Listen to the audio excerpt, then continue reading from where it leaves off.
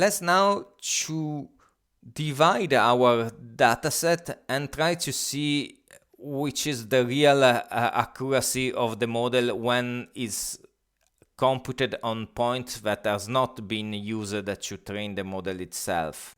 And let's try with the simple way where we just divide in two segments, one training and one test segment. And to do that, we use the partition function of beta ML. That is very nice because it allows us to specify a set of arrays, multidimensional arrays, and specify which is the share that we want. So here we have the label and the feature and the label matrix and vector, and we want only two different.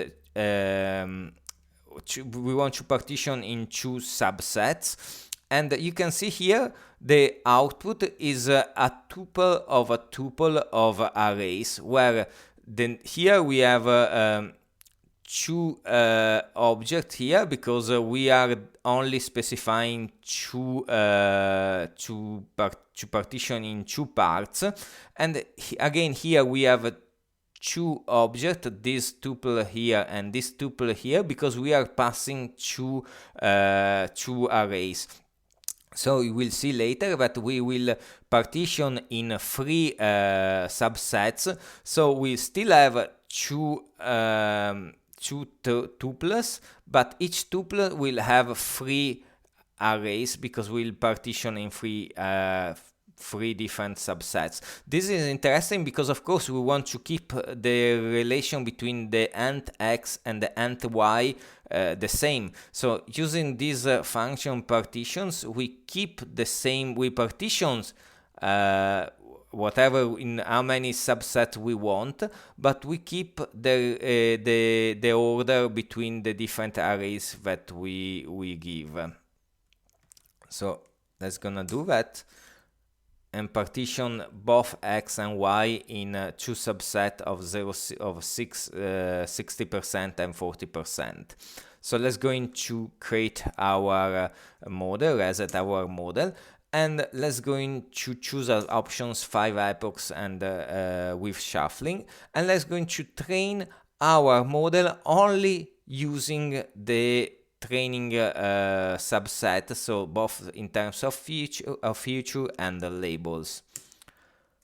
We can plot it, so here is the result that we obtain. We can predict within the training points using the training features and compute a train accuracy, and we have almost 92%. And we can see here, so accuracy here is again another function from beta ML, and it does in this case nothing else than this one. So you can see it's the same. We can manually compute the accuracy like here, or we can run the accuracy function of beta ML. And if you want to see what the accuracy function does, it's very nice because we are in Julia and we can really see here, and we can even change it because it should be writable. So if we want to change it, we can directly do it here. So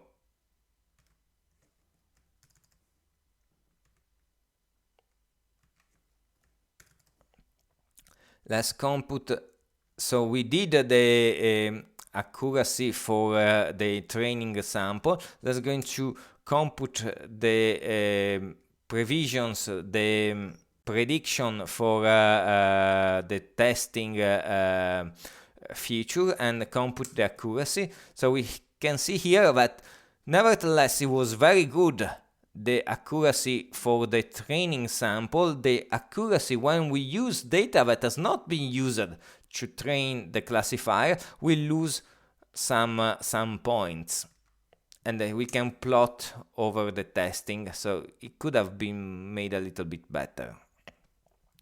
And here is another important function. It's called confusion matrix.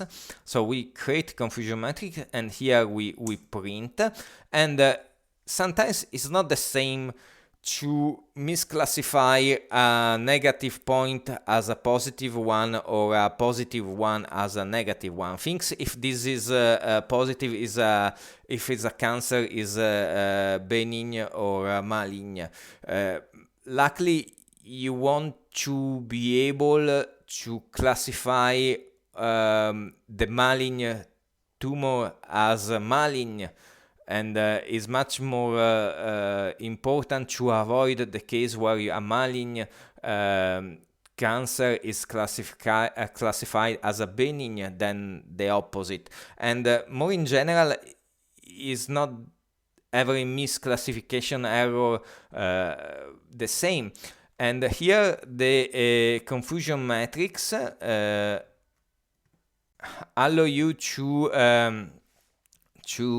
see which how is the misclassification. So wait 1 second, because he has been printed two shorts here.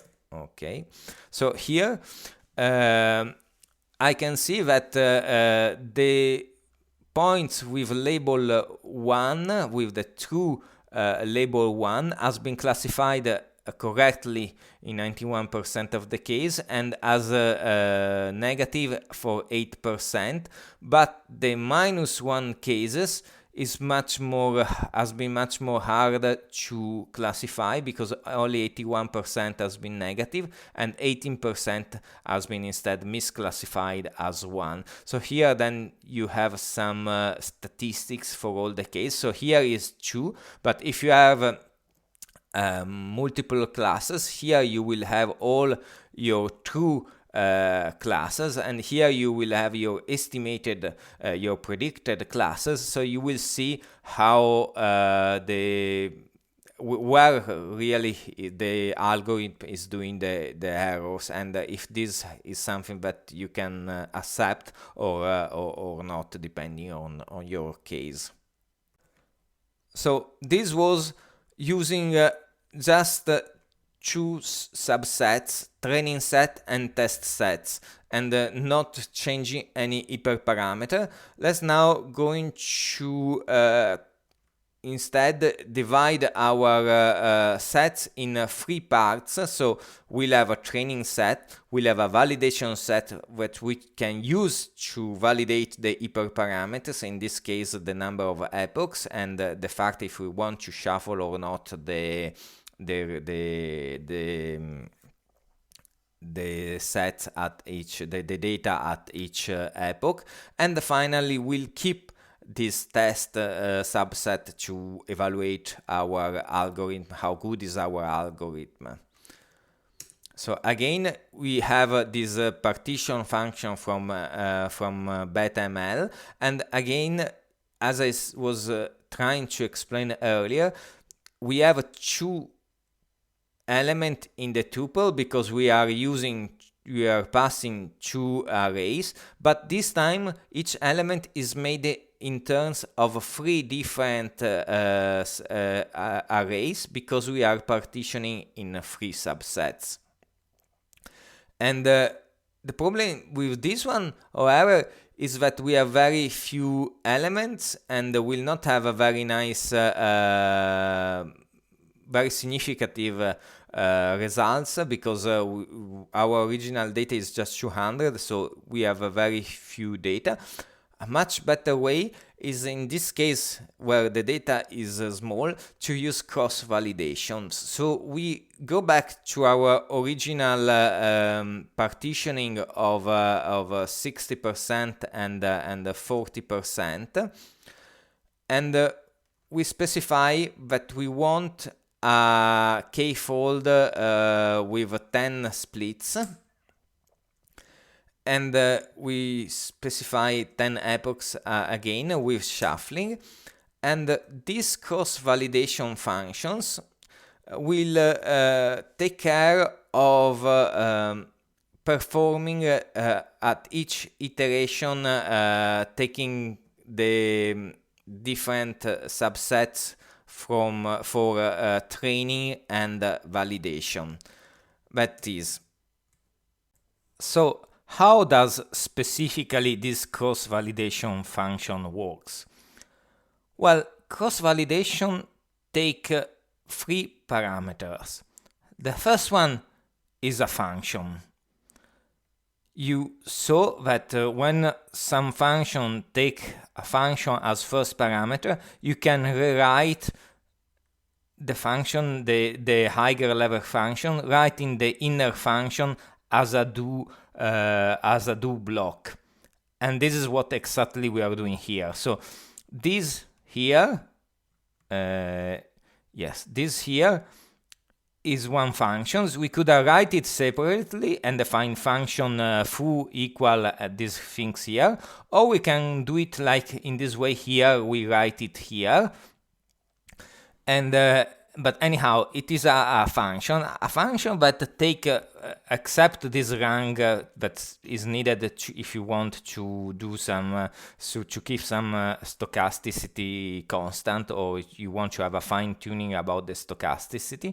Aside of this parameter, this function will take 2 data: train data and validation data. How are these train data and validation data made of? Well, that is the objective, the result of the sample. So here, as a second parameter to our cross-validation function, we give an array of arrays. In this case, 2 arrays. One is the matrix of X train, and the other one is a vector of Y train. And we give a way to sample out of these arrays.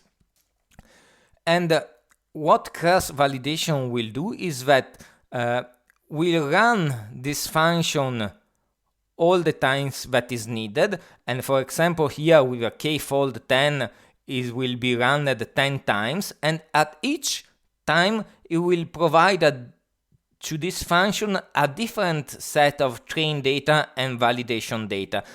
How this train data and this validation data is made is the rules are given by sample. So because sample is k-fold, it will first time, so it divided in 10 parts, and the first time, the first 9 parts are trained data, and the other last part is validation data. Then this code is run.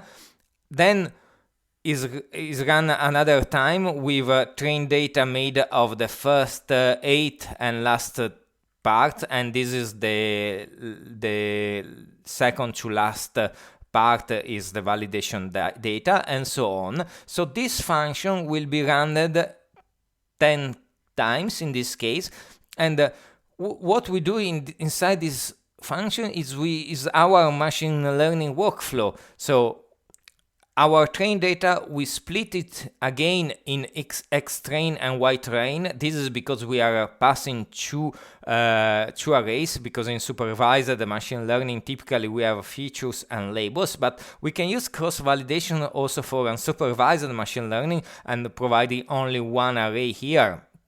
So we decouple this train data in the two sets X train and Y train, and the same for validation data.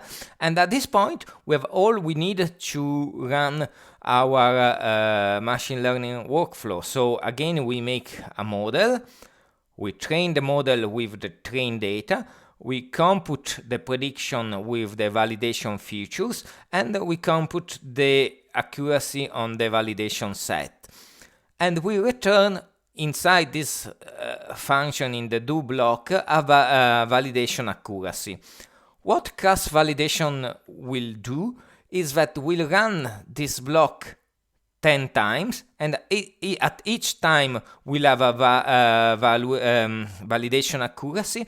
So the cross-validation will compute the mean and the standard deviation of what is returned here. So consider here is very flexible, because here we are doing classifications and we are returning that accuracy, but it is really up to us what to do inside this function. Is really flexible, because what cross-validation does is providing our workflow at each times a different subset of the data and collecting the output.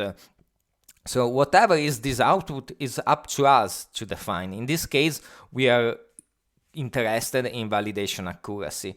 So we run this, and we obtain a validation accuracy is of 85% on average, with 8% of standard deviation. So this is to show you how does cross validation produce. The typical way you employ it is to have some range for the parameters, like here the set of epochs, and whether to shuffle the data or not at each epoch. And at this point, we can look for which specific combination of these hyperparameters will have the best validation accuracy. So we start from setting whatever as best epoch, best shuffle, and best accuracy.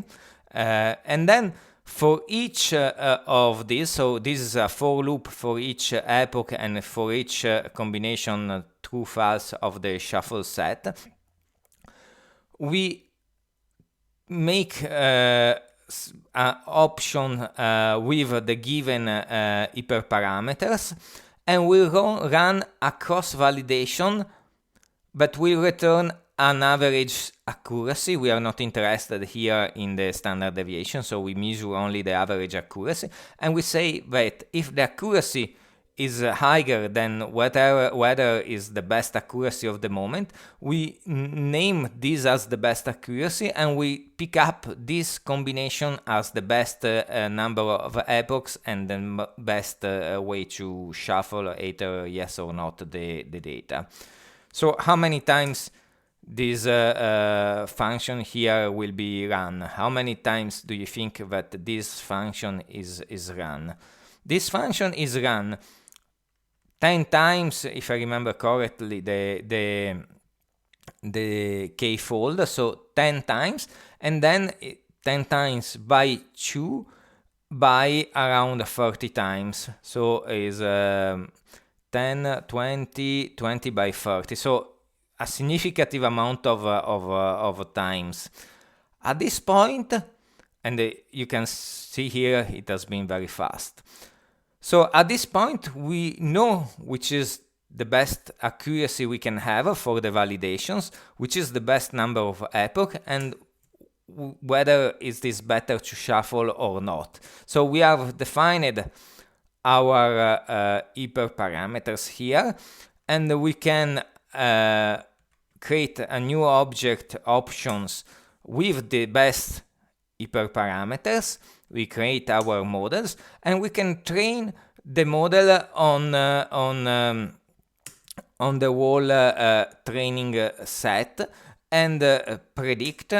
And what is interesting here is that we are not predicting over the validation set. We are predicting over this test set, but doing the cross validation, we never touched. So here is the best accuracy, is still within the validation subset, but when we have the accuracy on the test set, normally we have something, as I said on the first segment, a little lower. Here we can print the classifier over the test set. So to sum up a little bit in this segment, we first created our elementary operations of the Perceptron algorithm. We put them together. Where is it? In a Perceptron algorithm, and then we rearranged in some little more suitable and more flexible way to have the model as a structure and all the functions of training and predicting to work on the specific model, Perceptron, and we recreated our training function considering the considering the possibility to have the constant term and shuffling the data.